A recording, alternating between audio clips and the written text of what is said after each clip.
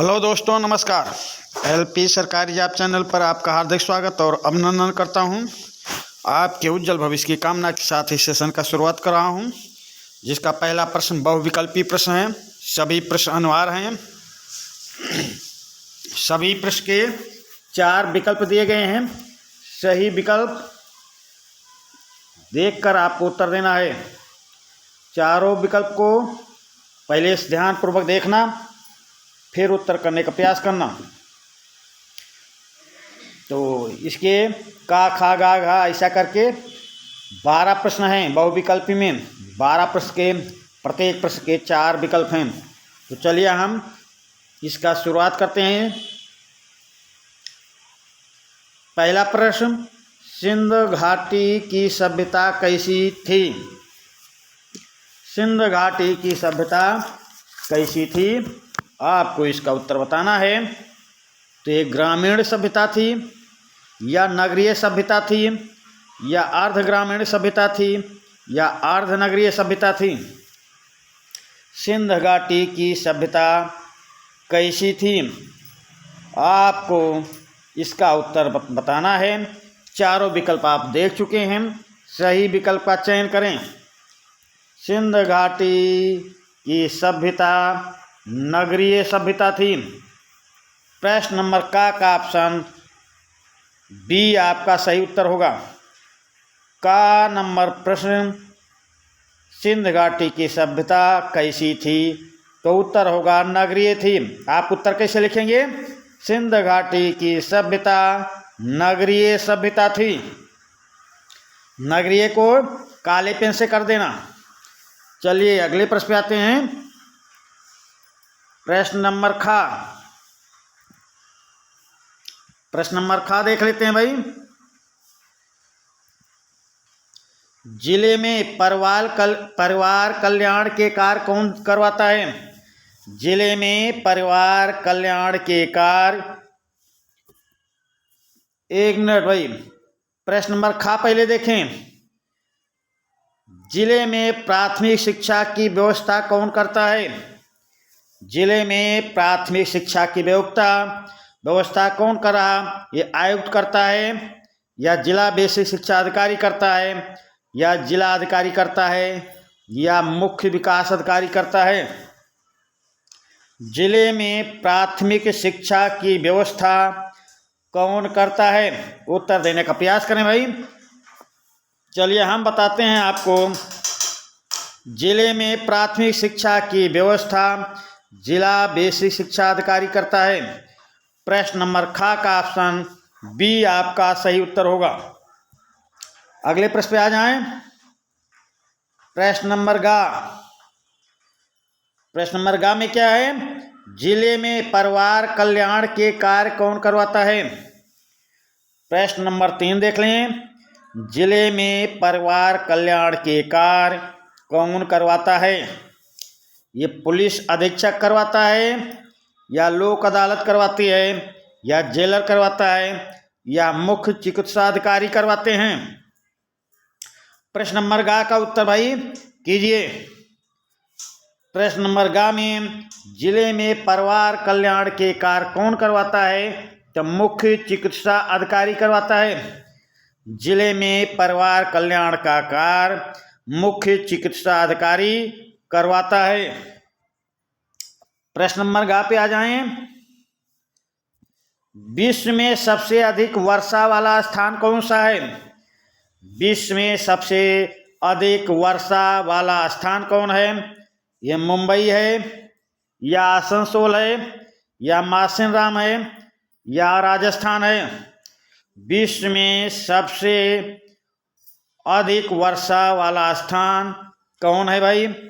तो प्रश्न के ऑप्शन को देखें बराबर ध्यान से, फिर उत्तर देने का प्रयास करें। और ये सेशन को अपने दोस्तों को पास शेयर करते हैं, और उनसे कहें कि इस चैनल को सब्सक्राइब कर लें, ताकि इसका फ़ायदा उन्हें भी मिले। सब लोगों के पास जिनका नंबर हो आपके पास, जो आपके साथ पढ़ते हैं, या आप जानते हैं कि वो अब पढ़ रहे हैं कक्षा 6 में, तो उनके पास शेयर कर दें। और बोलें कि इस चैनल को सब्सक्राइब कर लें, इसका लाभ उन्हें भी मिल जाएगा। तो प्रश्न नंबर घ में देखें, विश्व में सबसे अधिक वर्षा वाला स्थान मासिनराम है। मासिनराम। प्रश्न नंबर घ का ऑप्शन सी आपका सही उत्तर होगा। प्रश्न नंबर अंगा पे आ जाएं। भारत में सबसे कम वर्षा किस राज्य में होती है? भारत में सबसे कम वर्षा किस राज्य में होती है? तो गुजरात में कम वर्षा होती है, या राजस्थान में कम वर्षा होती है, या हरियाणा में कम वर्षा होती है, या महाराष्ट्र में कम वर्षा होती है? भारत में सबसे कम वर्षा किस राज्य में होती है? उत्तर देने का प्रयास करें। भारत में सबसे कम वर्षा राजस्थान राज्य में होती है। प्रश्न नंबर अंगा का ऑप्शन बी आपका सही उत्तर होगा। प्रश्न नंबर 4 पे आ जाएं। कपास के लिए उपयुक्त मिट्टी कौन सी है? कपास के लिए उपयुक्त मिट्टी ये जलोढ़ मिट्टी है, या काली मिट्टी, या लेटराइट मिट्टी, या बलुई मिट्टी? कपास किस मिट्टी में ज़्यादा पैदावार देती है? कपास के लिए उपयुक्त मिट्टी कौन सी है? उत्तर बताने का प्रयास करें भाई। तो कपास के लिए उपयुक्त मिट्टी काली मिट्टी होती है। काली मिट्टी, इसको कपास मिट्टी भी कहते हैं। प्रश्न नंबर 4, कपास के लिए सबसे उपयुक्त मिट्टी काली मिट्टी होती है। प्रश्न नंबर 6, रबड़ किस प्रकार के वनों का मुख्य वृक्ष है? रबड़ किस प्रकार के वनों का मुख्य वृक्ष है? प्रश्न नंबर 6 का ऑप्शन देख लें। मानसूनी वन का, या सदाबहार वन का, या मरुस्थलीय वन का, या ज्वारीय वन का? रबड़ किस प्रकार के वनों का मुख्य वृक्ष है? तो चलिए भाई उत्तर बताते रहें, और अगर सेशन पसंद आ रहा हो तो लाइक कर दें। किसी प्रश्न को बारे में कुछ जानना चाहते हैं तो कमेंट के माध्यम से पूछ सकते हैं। तो रबड़ किस प्रकार के वनों का मुख्य वृक्ष है? तो ये सदाबहार वनों का मुख्य वृक्ष है भाई, सदाबहार वनों का। प्रश्न नंबर 6 में ऑप्शन बी आपका सही उत्तर होगा। प्रश्न नंबर 4, उत्तर प्रदेश में किस प्रकार के वन पाए जाते हैं? उत्तर प्रदेश में किस प्रकार के वन पाए जाते हैं? सदाबहार वन, या ज्वारीय वन, या मानसूनी वन, या मरुस्थलीय वन? उत्तर प्रदेश में किस प्रकार के वन पाए जाते हैं? उत्तर देते रहें भाई। उत्तर प्रदेश में मानसूनी वन पाए जाते हैं। प्रश्न नंबर 4 का ऑप्शन सी आपका सही उत्तर होगा। उत्तर प्रदेश में मानसूनी वन पाए जाते हैं। अगले प्रश्न पे आ जाएं। मरुस्थलीय वन की वनस्पति कौन सी है? मरुस्थलीय वन की वनस्पति कौन सी है? ये चीड़ है, या सुंदरी है, या चंदन है, या कैक्टस है? तो भाई मरुस्थलीय वनों में पानी बहुत कम बरसता है, करीब 150 मिलीमीटर पानी बरसता है। यहाँ वनस्पति बहुत कम होती हैं। अपने जीवन रक्षा के लिए गहरी जड़ें इसकी गहरी होती हैं। इसके पत्ते छोटे होते हैं, कांटेदार वृक्ष होता है। तो अब आप समझ गए होंगे कि मरुस्थलीय वनों की वनस्पति कौन सी है? कैक्टस है। प्रश्न नंबर 6 का ऑप्शन डी आपका सही उत्तर होगा। अगले प्रश्न पे आ जाएं। उत्तर प्रदेश में स्थित राष्ट्रीय उद्यान कौन सा है? उत्तर प्रदेश में स्थित राष्ट्रीय उद्यान कौन सा है? ये सिमलीपाल है, या गिर है, या दुधवा है, या राजाजी है? उत्तर प्रदेश में स्थित राष्ट्रीय उद्यान कौन सा है भाई? तो उत्तर प्रदेश में स्थित राष्ट्रीय उद्यान दुधवा है। प्रश्न नंबर यहाँ का ऑप्शन सी आपका सही उत्तर होगा। अगले प्रश्न पे आ जाते हैं। अगला प्रश्न है, दक्षिण पश्चिमी मानसून के समय नमी युक्त हवाएं कहाँ बहती हैं? दक्षिण पश्चिमी मानसून के समय नमी युक्त हवाएं कहाँ बहती हैं? तो भाई उत्तर देने का प्रयास करें। ऑप्शन देख लें, स्थल से समुद्र की ओर, या समुद्र से स्थल की ओर, या पठार से मैदान की ओर, या मैदान से पठार की ओर। तो टा नंबर प्रश्न का उत्तर दें भाई। तो दक्षिण पश्चिमी मानसून के समय, दक्षिण पश्चिमी मानसून के समय नमी युक्त हवाएं समुद्र से स्थल की ओर, समुद्र से स्थल की ओर, समुद्र से स्थल की ओर, स्थल की ओर चलती हैं, समुद्र से स्थल की ओर चलती हैं। प्रश्न नंबर टा का ऑप्शन बी आपका सही उत्तर होगा। प्रश्न नंबर टा पे आ जाएं, यानी कि 12वां प्रश्न, भारत में उत्तरी पूर्वी मानसून द्वारा किस राज्य में सर्वाधिक वर्षा की जाती है? भारत में उत्तरी पूर्वी मानसून द्वारा किस राज्य में सर्वाधिक वर्षा की जाती है? तो ये तमिलनाडु में, या गोवा में, या महाराष्ट्र में, या गुजरात में। भारत में उत्तरी पूर्वी मानसून द्वारा, उत्तरी पूर्वी पूछ रहा, उत्तरी पूर्वी मानसून द्वारा किस राज्य में सर्वाधिक वर्षा की जाती है? तो ये राज्य का नाम है तमिलनाडु। प्रश्न नंबर 18 का ऑप्शन ए आपका सही उत्तर होगा। चलिए प्रश्न नंबर 2 पे आ जाएं। प्रत्येक प्रश्न अनिवार्य है, सभी के सामने सही का सही निशान और गलत के सामने गलत का गलत निशान लगाइए। तो इसमें भी 12 प्रश्न हैं, गलत के सामने गलत, सही के सामने सही का निशान लगाना है। तो कॉपी में प्रश्न लिखना, उसके अंदर सही है तो सही का निशान लगा देना, गलत है तो गलत का निशान लगा देना। तो चलिए इसका पहला प्रश्न देखते हैं। प्रश्न नंबर का, नवरोज ईसाइयों का प्रमुख त्योहार है। नवरोज ईसाइयों का प्रमुख त्योहार है, सही है या गलत? तो भाई ये गलत है। नवरोज ईसाइयों का प्रमुख त्योहार नहीं है, ये पारसियों का है भाई, पारसियों का प्रमुख त्योहार है। नवरोज ईसाइयों का प्रमुख त्योहार नहीं है, पारसियों का प्रमुख त्योहार है, पारसियों का प्रमुख त्योहार है भाई। तो यानी कि ये जो प्रश्न लिखा गया है इसका गलत या सही में जवाब देना है, तो ये गलत है भाई। पहला का नंबर प्रश्न गलत है, नवरोज ईसाइयों का प्रमुख त्योहार है, गलत। दूसरे पे आ जाएं, विराट कोहली क्रिकेट के खिलाड़ी हैं, सही है या गलत? उत्तर देते रहें भाई, निशान लगाते रहें। विराट कोहली क्रिकेट के खिलाड़ी हैं, सही है या गलत? तो कॉपी में लिखना है भाई।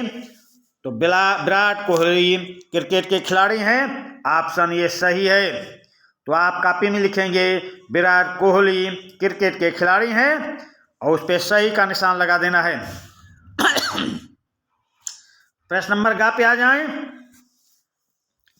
भारत का राष्ट्रीय गीत वंदे मातरम है, सही है या गलत? उत्तर देने का प्रयास करें। सेशन के लास्ट में कमेंट द्वारा बताएंगे आपके कितने प्रश्न सही हुए। भारत का राष्ट्रीय गीत वंदे मातरम है, अगर सही है तो सही का निशान लगाएं। हाँ भाई, भारत का राष्ट्रीय गीत, प्रश्न नंबर ग में राष्ट्रीय गीत वंदे मातरम है। प्रश्न नंबर ग में सही का निशान लगेगा। घ में देखें, पंचायत समिति का कार्य ग्राम में रोशनी का प्रबंध करना है। ग्राम समिति का कार्य, पंचायत समिति का कार्य ग्राम में रोशनी का प्रबंध करना है, सही है या गलत? तो भाई ये भी आपका सही लिखा हुआ है। पंचायत समिति का कार्य ग्राम में रोशनी का प्रबंध करना है। चलिए अगले प्रश्न पे आते हैं। हर ग्राम सभा में एक पंचायत समिति होती है। हर ग्राम सभा में एक पंचायत समिति होती है। ये सही है या गलत? आप कॉपी में लिखेंगे हर ग्राम सभा में एक पंचायत समिति होती है और ये भाई सही लिखा है तो सही का निशान लगा देना। प्रश्न नंबर अंगा का सही है पे निशान लगेगा। पंचायत समिति के सदस्यों की संख्या निश्चित होती है। प्रश्न नंबर 4 देखें, सही है या गलत? पंचायत समिति के सदस्यों की संख्या निश्चित होती है। सही हो तो सही पे, गलत हो तो गलत पे। तो भाई 4 नंबर प्रश्न गलत है, निश्चित नहीं होती। 1000 जनसंख्या पर 9 सदस्य, 2000 जनसंख्या पर 11 सदस्य, 3000 जनसंख्या पर 13 सदस्य और उसके ऊपर जितनी भी जनसंख्या हो 15 सदस्य होते हैं। तो निश्चित नहीं है, निश्चित नहीं है। इसका मतलब ये जो लिखा गया है प्रश्न नंबर 4 गलत है, तो हम गलत का निशान इस पर लगा देंगे भाई, गलत। फिर प्रश्न नंबर 6 पे आ जाएं। एक ग्राम सभा के लिए एक क्षेत्र पंचायत बनाई जाती है। एक ग्राम सभा के लिए एक क्षेत्र पंचायत बनाई जाती है। नहीं भाई, हर ग्राम सभा के लिए क्षेत्र पंचायत नहीं बनाई जाती। कई गांव सभाओं को मिलाकर एक क्षेत्र पंचायत बनाई जाती है। तो ये भी ऑप्शन आपका गलत हो जाएगा। चलिए अगले प्रश्न पे आते हैं। प्रश्न नंबर 4, सांसद और विधायक क्षेत्र पंचायत के सदस्य होते हैं। तो हाँ भाई, सांसद और विधायक क्षेत्र पंचायत के सदस्य होते हैं, तो इस पर सही का निशान लगेगा। सांसद और विधायक क्षेत्र पंचायत के सदस्य होते हैं, इस पर सही का निशान लग गया। प्रश्न नंबर 4, क्षेत्र पंचायत का प्रमुख ब्लॉक प्रमुख होता है। सही है या गलत? तो हर क्षेत्र पंचायत का एक प्रमुख होता है, जिसको हम क्या बोलते हैं? ब्लॉक प्रमुख। यानी कि ये भी प्रश्न सही लिखा गया है। प्रश्न नंबर 4 आपका सही निशान लगेगा। हर क्षेत्र पंचायत का प्रमुख ब्लॉक प्रमुख होता है। फिर अगले पे आ जाएं। यहाँ पे महापौर का कार्यकाल 1 वर्ष का होता है। ये सही है या गलत? तो महापौर का कार्यकाल 1 वर्ष का नहीं होता भाई, 5 वर्ष को होता है। तो इसमें गलत का निशान लग जाएगा, गलत। चलिए अगले प्रश्न पे आ जाएं। सूर्य ग्रहण को नंगी आंखों से देखना चाहिए। सही है या गलत? सूर्य ग्रहण को नंगी आंखों से देखना चाहिए। तो भाई इसको नंगी आंखों से नहीं देखना चाहिए, गलत लिखा है, तो इसमें गलत का निशान लगा देंगे। सूर्य ग्रहण को नंगी आंखों से देखना चाहिए, गलत है, नहीं देखना चाहिए। तो आप उत्तर में लिखेंगे सूर्य ग्रहण को नंगी आंखों से देखना चाहिए, उसके सामने गलत का निशान लगा देना। अगले प्रश्न पे आ जाएं। प्रश्न था, भारत की उत्तर दिशा में चीन स्थित है। भारत के, ये भाई के है, भारत के उत्तर दिशा में चीन स्थित है। सही है या गलत? तो भारत के उत्तर दिशा में चीन स्थित है भाई, सही है। ये भी प्रश्न सही है। चलिए प्रश्न नंबर 3 पे आते हैं। प्रश्न नंबर 3, सभी प्रश्न अनिवार्य हैं। सही कथन के सामने सत्य और गलत कथन के सामने गलत, असत्य।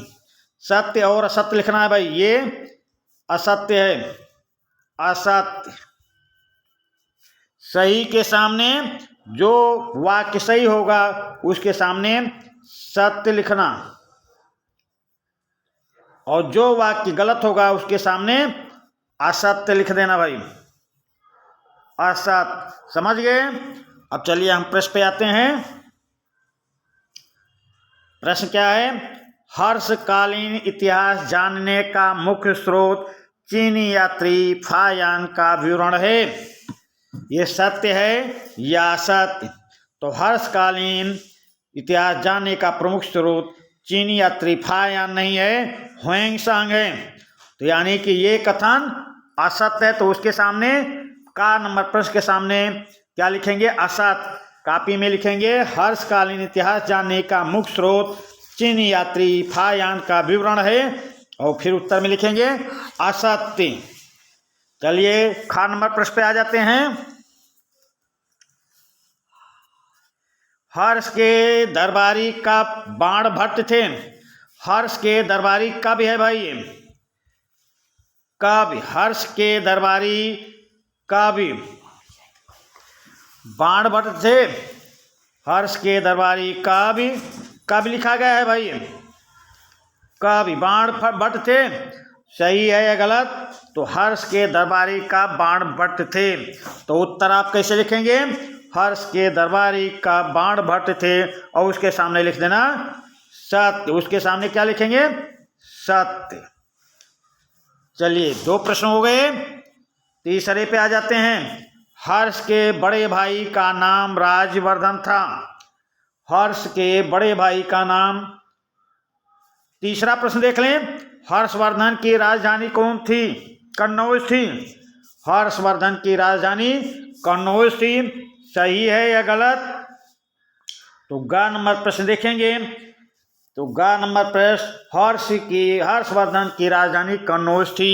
उत्तर लिखेंगे हर्षवर्धन की राजधानी कन्नौज थी, और उसके आगे लिखेंगे सत्य। समझिए। चलिए फिर उसके आगे प्रश्न है। हर्ष के बड़े भाई का नाम राजवर्धन था। हर्ष के बड़े भाई का नाम राजवर्धन था। हर्ष के बड़े भाई का नाम राजवर्धन था। तो आप कैसे कॉपी में लिखेंगे? हर्ष के बड़े भाई का नाम राजवर्धन था, और फिर उसके सामने सत्य लिख देंगे।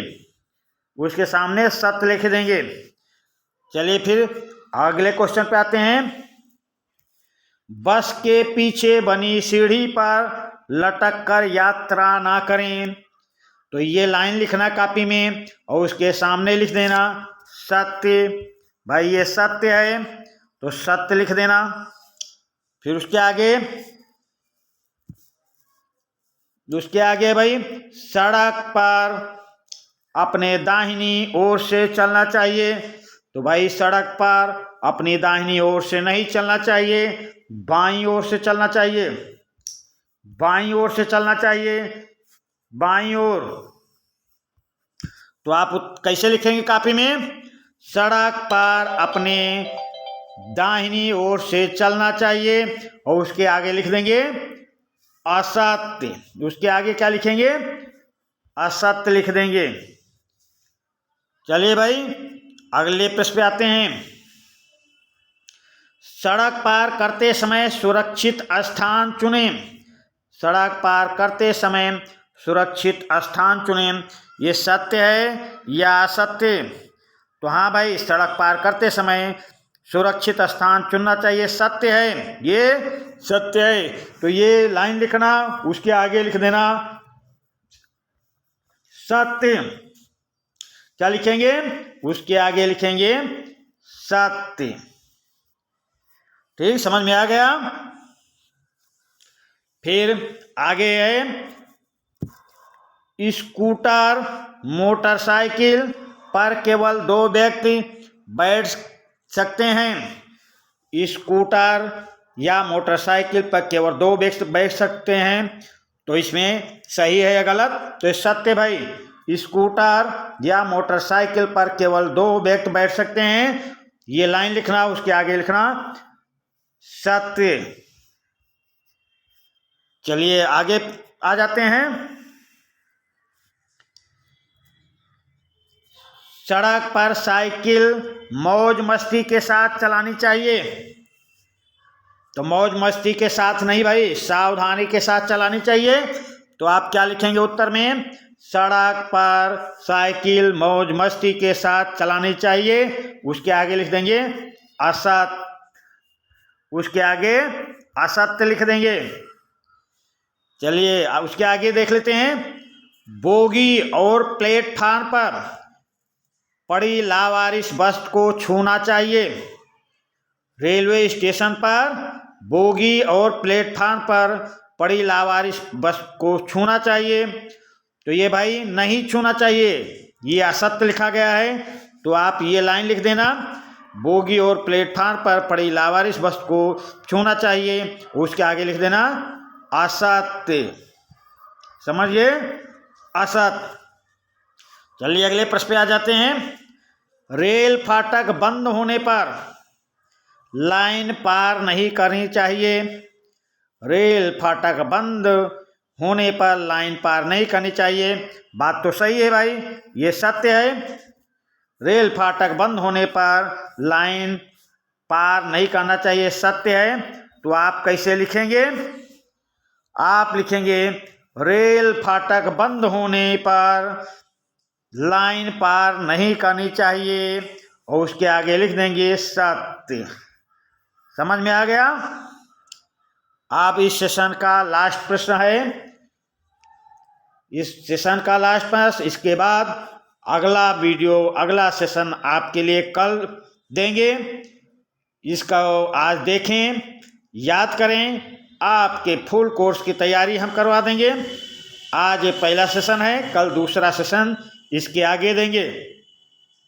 तो इस सेशन का लास्ट प्रश्न है, उत्तर प्रदेश में, भारत में उत्तर प्रदेश का ज़्यादातर भाग मैदानी है। भारत में उत्तर प्रदेश का ज़्यादातर भाग मैदानी है। हाँ भाई, उत्तर प्रदेश का ज़्यादातर भाग मैदानी है, ये सत्य है। तो आप क्या लिखेंगे? भारत में उत्तर प्रदेश का ज़्यादातर भाग मैदानी है, उसके आगे लिख देंगे सत्य। तो चलिए भाई, ये बहुविकल्पी प्रश्न और उसके आन में गलत सही का निशान लगाने वाला प्रश्न और सत्य असत्य लिखने वाला प्रश्न, ये 3 प्रश्न आपके सामने रख दिया, जिसमें हर प्रश्न में 12-12 क्वेश्चन है। तो इसको अच्छी तरह आप याद करना है। 1 बार देखना, 2 बार देखना, 3 बार देखना।